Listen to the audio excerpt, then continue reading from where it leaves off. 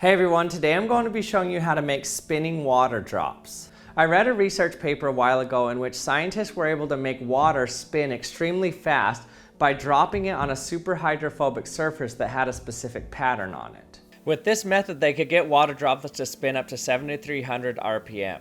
So I wanted to figure out a way in which I could mimic that experiment, but with materials that you could do at home. First, we need a super hydrophobic surface that everyone has access to. All you need for this is a candle. If you hold something over the surface of a candle, it coats it with soot. Now these are nanoparticles of soot. Because you're depriving the candle of oxygen a little bit, everything doesn't burn completely, so the soot deposits on the surface of the colder object. You can really use any surface for this, but I'm going to be using glass. Now the coating that forms over this is quite amazing. It's so easy to do, but watch how hydrophobic it is. Look what happens when I drop a little tiny drop of water on it. So when the water hits the surface, it spreads out over the hydrophobic surface, but then the elasticity and the surface tension of the water springs it back together, and that has enough force to even pop the water back up off the surface.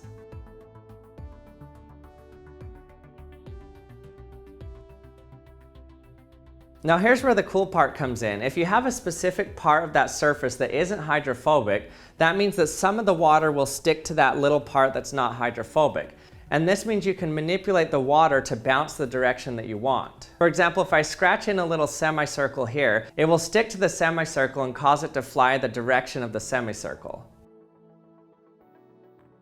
So here's how you can make a pattern that makes the droplet spin. You can do this with a triangle or a square. So let's start with a square. So you draw 4 corners of the square, and then you draw a curve that curves towards each corner of the square. And here's a triangle.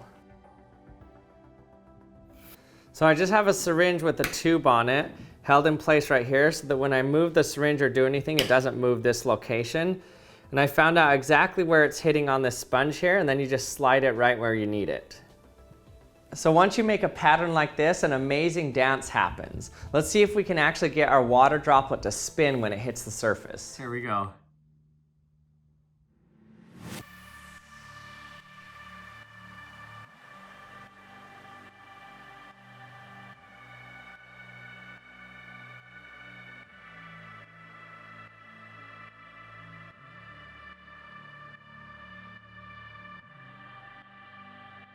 So you can see when the drop hits the surface, it spreads out.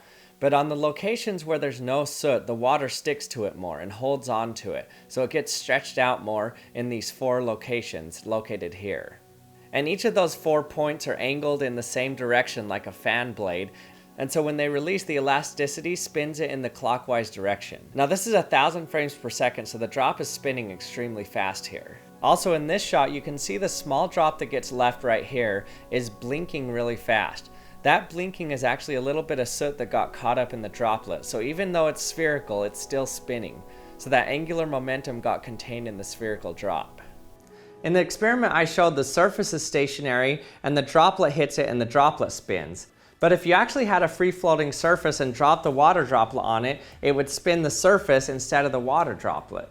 So this means there could be a way in which you could extract rotational energy from droplets just falling down onto a surface. Now these droplets falling on a surface may not seem so useful, but there's actually a lot of implications for how droplets hit a surface and what they do after they hit that surface. So this means that depending on how you etch your surface, you could even get splashes to only happen in one direction. There's a lot of applications for this already, and there could be a lot more that we're not even aware of. And thanks for watching another episode of the Action Lab. I hope you enjoyed it. If you did, don't forget to subscribe if you haven't subscribed yet, and hit the bell so you can be notified when I release my latest video.